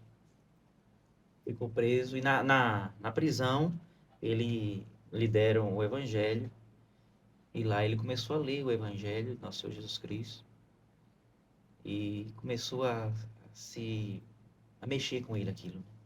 Mas essa prisão ele foi preso pelos muçulmanos? Ou foi uma prisão, assim, local? Eu não saberia dizer se foi pelos muçulmanos, né? Aham. Eu sei que ele foi para as cruzadas, Uhum. mas eu não sei com que guerra, porque não era só os muçulmanos que eram os inimigos na época da igreja. Entendi, Tinha outros, tinha hereges, tinha Sim. sarracenos, agora eu não me lembro, não recordo com Uhum. quem foi, porque Uhum. não vou dizer que foram os muçulmanos, porque não sei. Sim.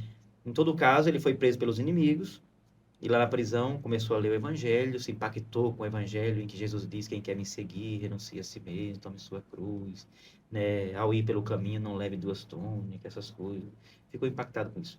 Depois ele volta dessa prisão, é solto, volta para casa,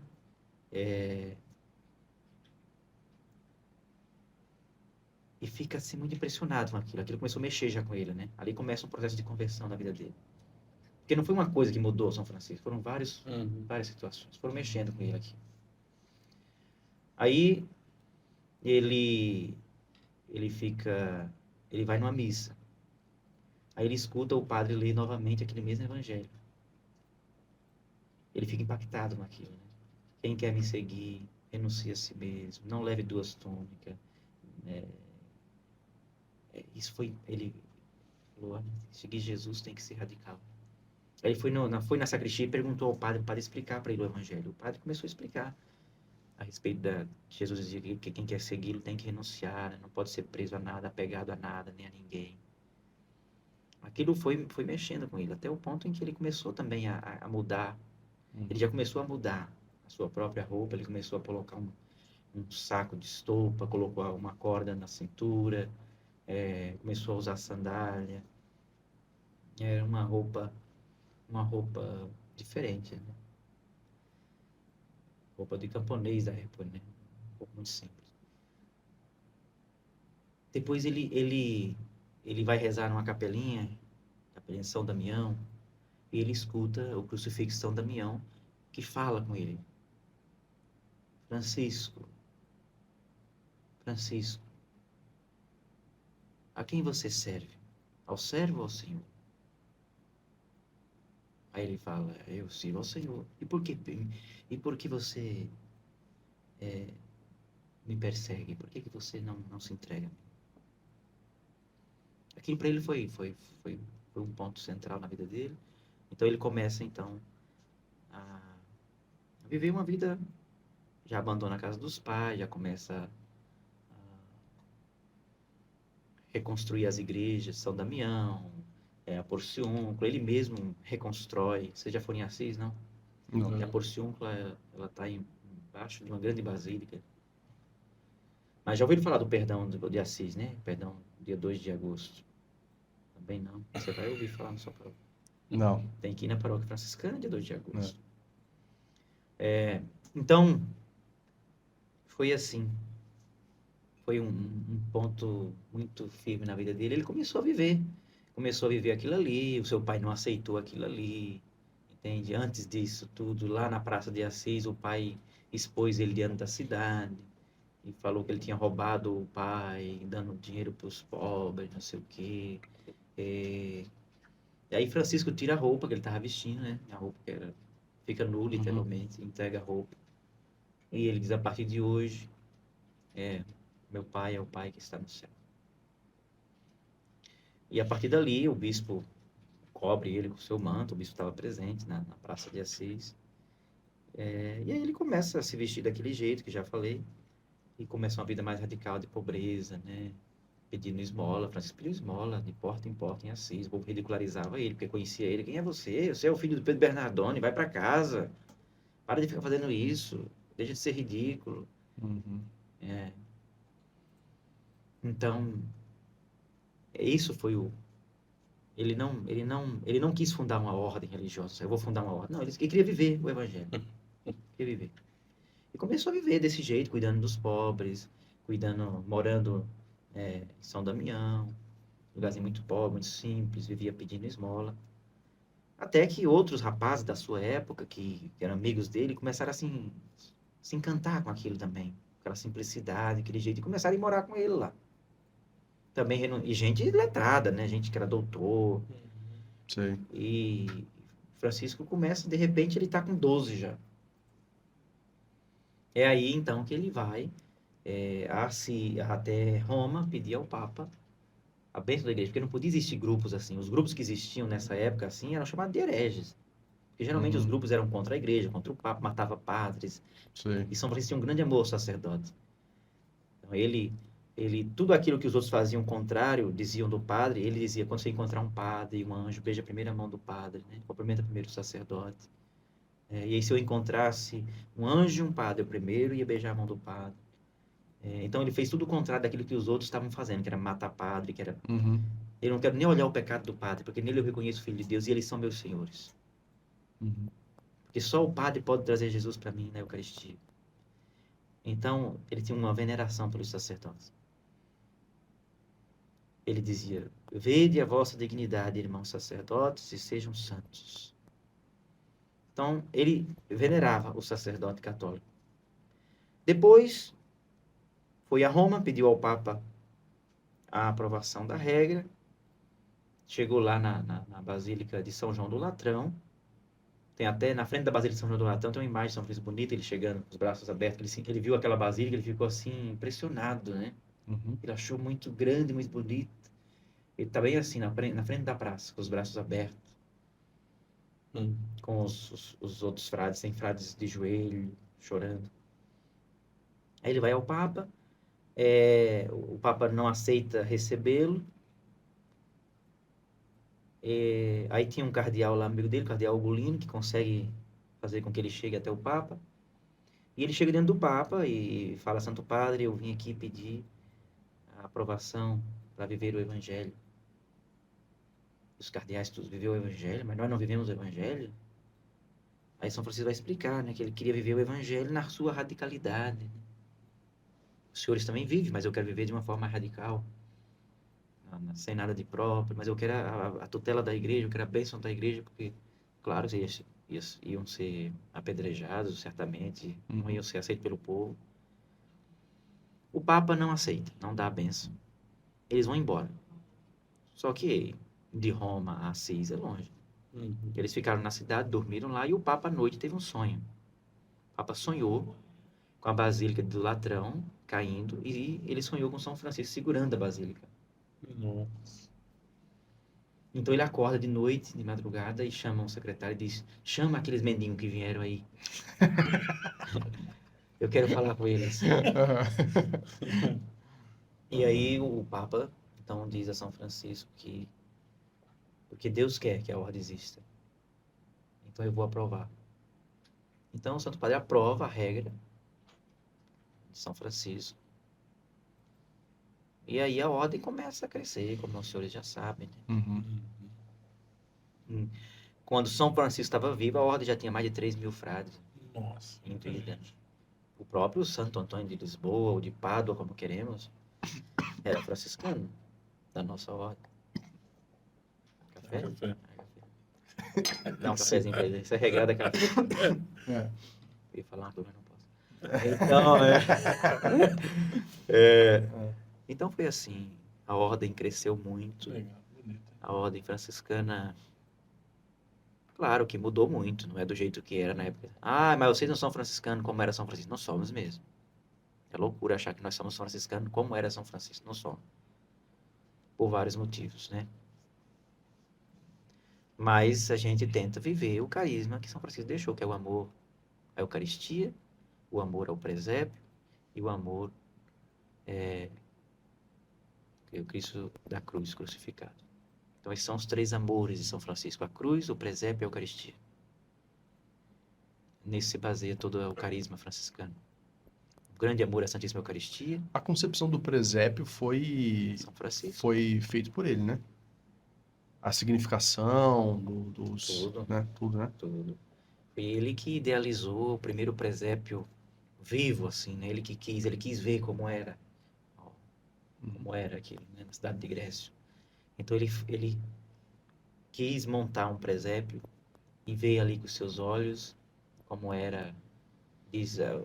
Os escritos dizem que ele chorou naquela noite do dia 24 de dezembro e ali pediu para o frei celebrar a Santa Missa também diante daquela cena. Então a partir dali começou, como São Francisco, o criador do presépio. Então um pouco isso, a ordem cresceu muito diante de tudo isso, se espalhou no mundo inteiro, tem frade hoje no mundo inteiro. E tem algumas E aí- indicações biográficas, assim, que a gente possa ter dele, Frei, o senhor, para indicar? Tem muitas fontes. O livro mais completo é as Fontes Franciscanas, né? É um livro dessa grossura, assim. Hoje mudou, chama-se Fontes Francisclarianas. Ou Franciscanas e Clarianas. Acho que é Franciscanas e Clarianas.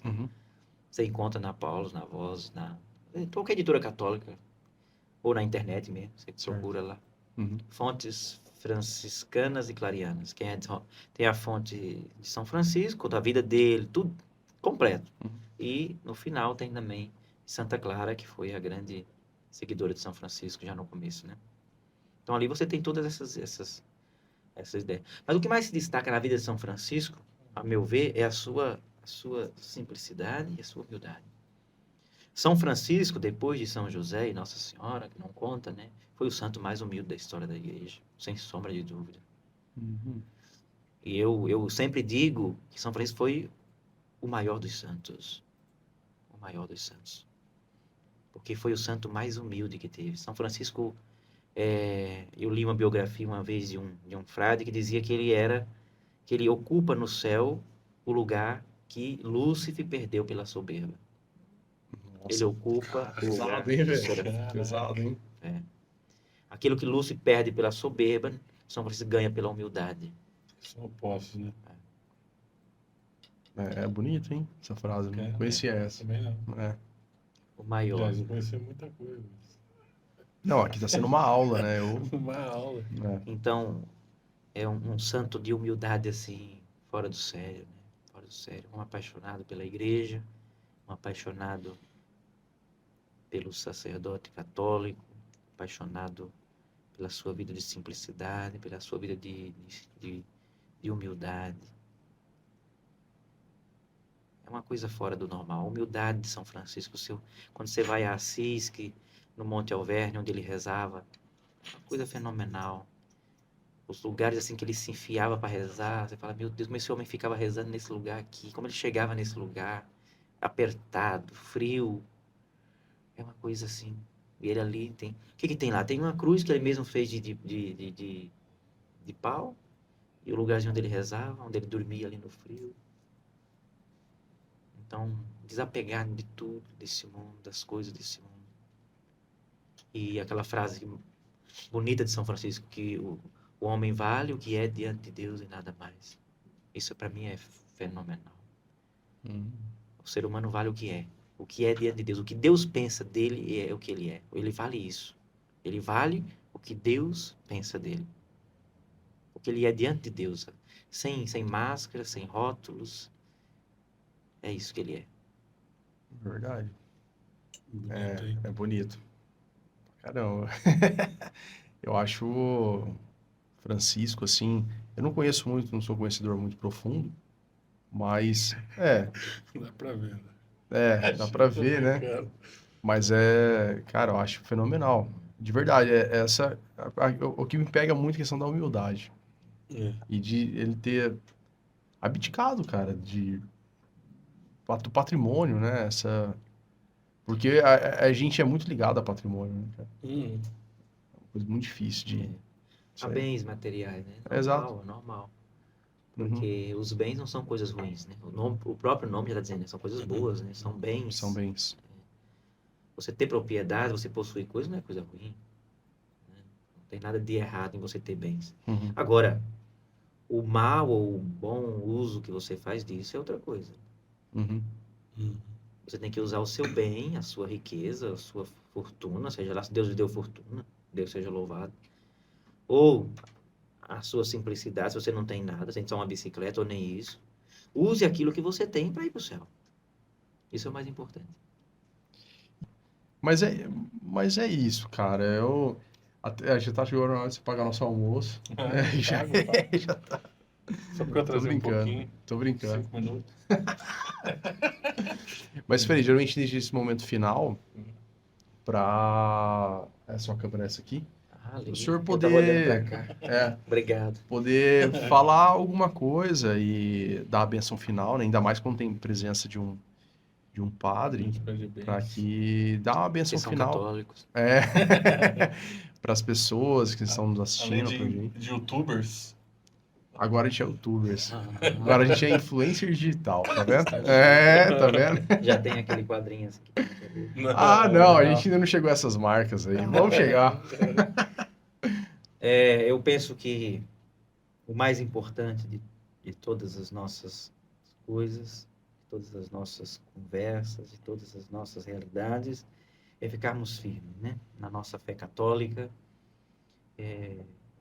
não abandonar a Eucaristia, a adoração ao Santíssimo Sacramento, a reza diária do Santo Terço, a confissão sacramental regularmente, ao menos uma vez ao mês, e a participação do Santo Sacrifício da Missa, domingos e dias santos de guarda. O mínimo para a gente ser católico, o mínimo. Depois, lógico, estamos no tempo da quaresma, lógico, que a gente tem que incentivar, intensificar ainda mais também o jejum, a oração e a caridade, a esmola. Isso não é teologia da libertação, isso é cuidar, se ajudar uma pessoa menos favorecida, aqueles que precisam, seja de qualquer natureza. Isso é cristão, isso é evangélico, isso é próprio da nossa religião. Os cristãos sempre ajudaram, sempre cuidaram. Tanto é que o Atos dos Apóstolos diz que nem entre eles ninguém passava necessidade, porque eles se ajudavam uns aos outros. Então a gente poder ajudar, se você tem condição de ajudar alguém, faça. Não importa para quem seja. Não tem um ditado que diz assim, fazer o bem sem olhar aqui. Então ajudar, cuidar, mas não esquecer que nós precisamos buscar a salvação das nossas almas. Buscar o céu, a vida eterna. E os meios que nós temos para nos salvar são esses que a igreja nos oferece. Isso estão aí. Não faltar a missa domingo, dia santo, rezar o texto, visitar o Santíssimo, confissão sacramental. Se puder ter um bom diretor espiritual, ótimo. Ler bons livros. Nós precisamos ler bons livros hoje. Bons livros católicos. Tem essa biblioteca católica aí que faz um sucesso. E outras editoras aí que eu estou fazendo propaganda aqui de graça, sem ganhar nada para eles. Estou fazendo propaganda. Não, mas pode fazer. Inclusive, se eles quiserem patrocinar, seria uma bênção.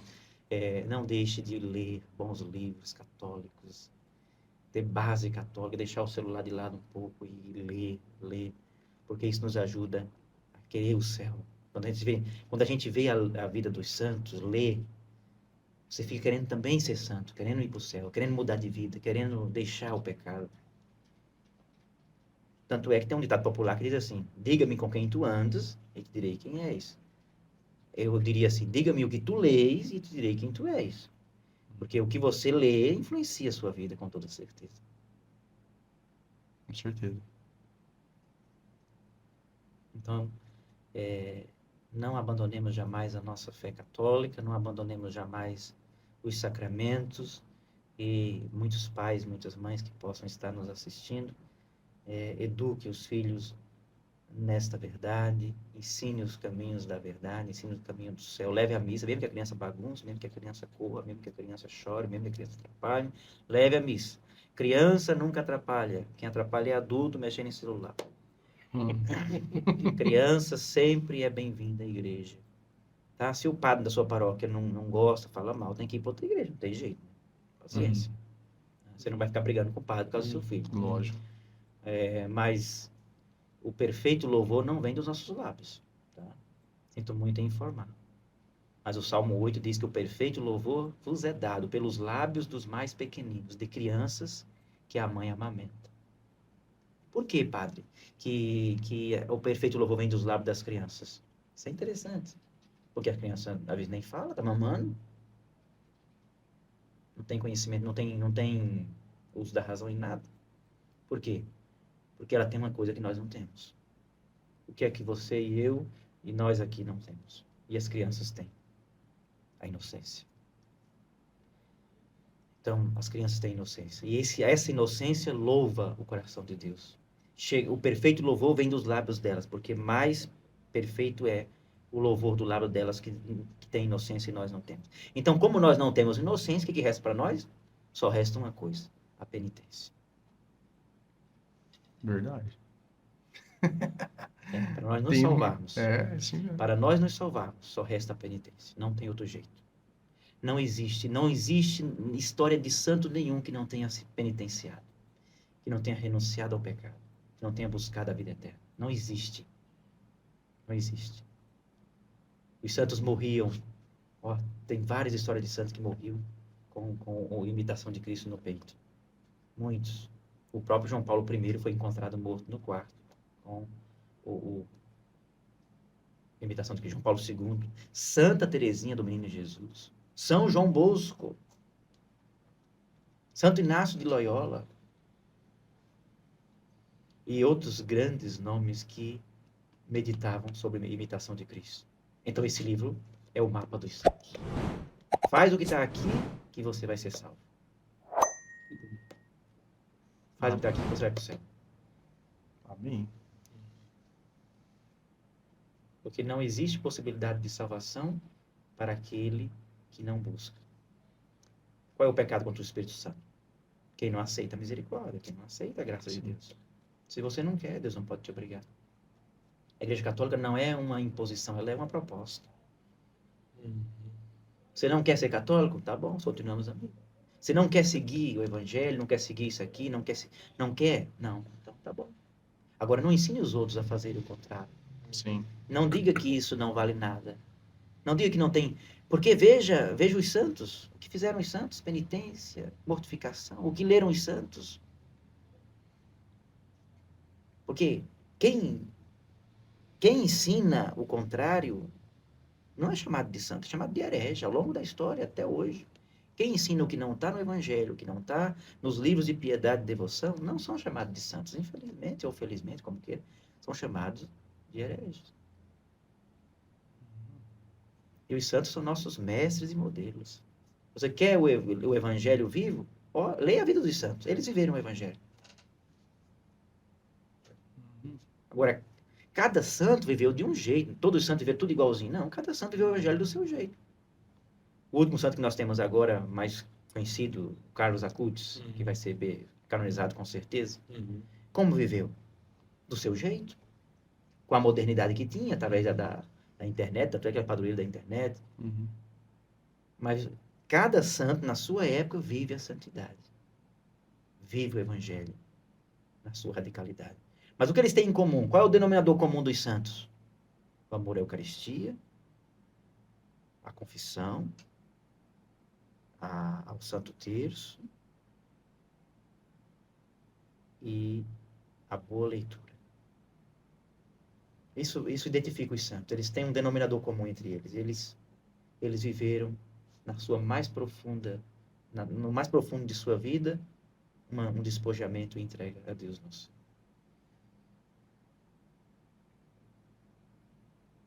Se Deus Tá quiser, eu bom. consigo chegar a isso. Então, Não, é verdade. é um caminho, hein? Verdade. Mas- Busca ao céu. Mas se eu entrar pela porta do fundo do purgatório, talvez já esteja bem. Mas Porque o que conta é, claro, em primeiro lugar, uma disposição do coração. Né?